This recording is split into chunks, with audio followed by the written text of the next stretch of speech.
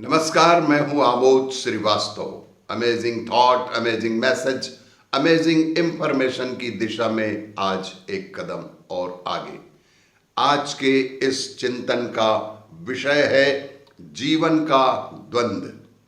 आज के इस गंभीर चिंतन का विषय है जीवन का द्वंद्व। एक समय की बात है, एक लकड़हारा लौट रहा है लकड़ियों का बोझ लिए। एक लकड़हारा जंगल से लकड़ियों का बोझ उठाए लौट रहा है। बेहद बूढ़ा हो गया है, लगभग 70 साल का हो गया है। गरीब भी है, अब भी लकड़ी काटनी पड़ती है, बेचनी पड़ती है, तभी 1 जून की रोटी उसे मिल पाती है।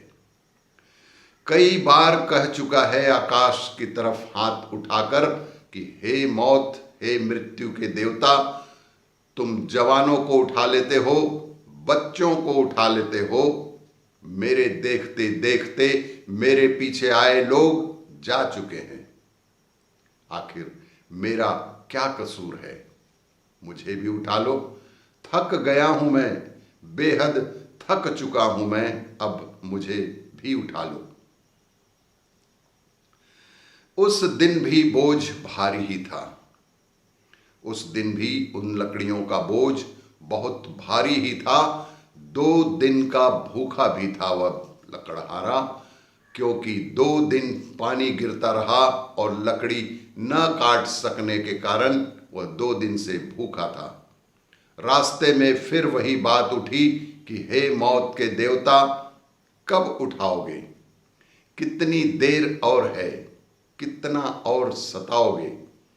संयोग की बात, मौत करीब से गुजर रही थी, उसने सुन लिया, मौत सामने खड़ी हो गई।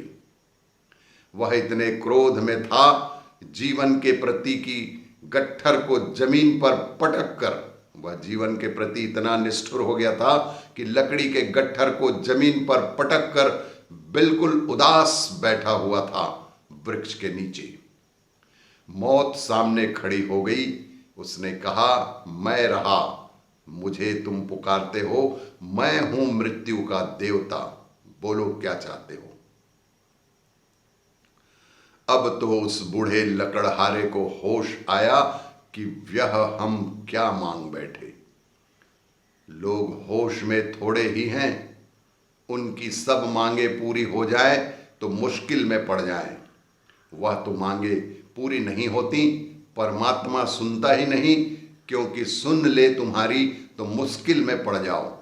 फिर तुम परमात्मा की जान खाओ कि मेरी सुनी क्यों नहीं, मेरी सुनी क्यों नहीं। अरे हम तो यूं ही कह रहे थे, इतना बुरा मानने की क्या बात थी? इतनी शीघ्रता से निर्णय लेने को थोड़ी ही कहा था। लकड़हारे ने अपने आप को बचाते हुए कहा कि इतनी शीघ्रता से निर्णय लेने को थोड़े ही कहा था। अरे बात की बात थी, कुछ करने का थोड़े ही था, जो आप तत्काल प्रस्तुत हो गए, चले आए।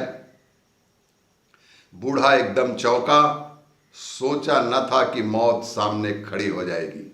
बूढ़ा एकदम चौंक गया, वह सोचा भी न था कि मौत सामने एकाएक खड़ी ही हो जाएगी।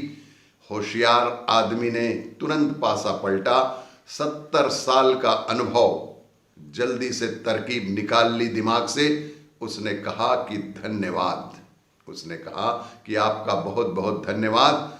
असल बात यह है कि मेरा गट्ठर गिर गया है और यहाँ कोई उठाने वाला मुझे दिखाई नहीं पड़ रहा था। कृपा करके उठाकर ये गट्ठर मेरे सिर पर रखवा दो, बस इतना ही, और दोबारा फिर आने की कोई जरूरत नहीं है। और अब कभी ना पुकारूंगा मैं, अब इस तरह आपको कभी भी ना पुकारूंगा।